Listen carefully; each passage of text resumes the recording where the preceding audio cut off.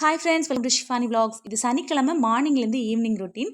சனிக்கிழமை தோறும் எங்கள் ஊரில் ரேஷனில் சாதனம் போடுவாங்க. மூத்தவன் போய் வாங்கிட்டு வந்துட்டான்.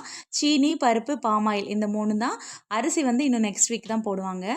பருப்பு இந்த தடவையும் கொஞ்சம் பெரிய பருப்பு தான், வேகிறதுக்கு கொஞ்சம் லேட் ஆகிற மாதிரி பருப்பு தான்.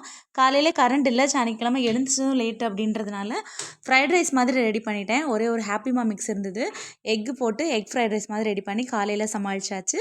மத்தியானத்துக்கு கரண்ட் இல்லாமல் எப்படி அரைச்சி குழம்பு வைக்கிறது அப்படின்னு யோசிச்சுட்டு இருந்தேன். இன்றைக்கி இந்த மீன் தான் கிடச்சிது, காரல் மீன் இதோட பேர். இது வந்து குழம்பு வைக்கிறதுக்கு நல்லா இருக்காது, பொரிச்சாலும் சதை இருக்காது. புளிமுளை வைக்கிறதுக்கு நல்லாயிருக்கும். கரண்ட் இல்லாததுனால தேங்காய் சேர்க்காம இதை ஒரு குழம்பு மாதிரி பண்ணிட்டேன். இதோட சேர்த்து ஃபிஷ் ஃப்ரையும் பண்ணியிருக்கேன். மாம்பழமும் கட் பண்ணி வச்சுருக்கேன். சாப்பாடோட மாம்பழம் சாப்பிட்றது நல்லாயிருக்கும்.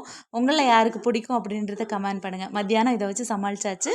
ஈவினிங் ஸ்நாக்ஸுக்கு வந்து பருப்பு வடை தான் செய்ய போகிறேன். கொஞ்சமாக பருப்பு எடுத்து ஊற போட்டிருந்தேன். காலையில் ஊற போட்டாச்சு. அதை எடுத்து காஞ்ச மிளகா, அப்புறமா பூண்டு, சோம்பு, அப்புறமா காயப்பொடி இதெல்லாம் சேர்த்து இதில் கட் பண்ணி வச்சுருக்க வெங்காயமும் சேர்த்து கொரகொரப்பாக அரைச்சிட்டு கட் பண்ணி வச்சுருக்க வெங்காயம், தேவையான அளவு உப்பு, கொஞ்சமாக கருவேப்பிலை சேர்த்து நல்லா விரசிட்டு வடை மாதிரி தட்டி போடாமல் பக்கோடாக்கு பொரிச்சு எடுப்போம்ல, அந்த மாதிரி கிள்ளி போட்டு ஃப்ரை பண்ணி எடுத்துக்கிட்டா சாப்பிட்றதுக்கு சூப்பராக இருக்கும் சுட சுட டீயோட. இது பொரிஞ்சிட்ருக்க அந்த கேப்லேயே நான் பக்கத்தில் வந்து டீ போடுறதுக்காக பாலும் அடுப்பில் வச்சுட்டேன். இஞ்சி தட்டியெல்லாம் போட்டு ஸ்ட்ராங்காக ஒரு டீ போட்டு இந்த கிள்ளி போட்ட பருப்படையோட சாப்பிடும்போது சூப்பர் டேஸ்ட்டாக இருக்கும். இந்த 2 தேங்காவுமே நம்ம மரத்தில் கிடச்சது தான்.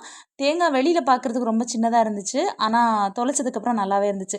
கிறிஸ்பியாக நம்மளோட கிள்ளி போட்ட பருப்போடையும் ரெடி ஆகிடுச்சு, டீயும் ரெடி ஆகிடுச்சு. இதை வச்சு ஈவினிங் என்ஜாய் பண்ண வேண்டியதான்.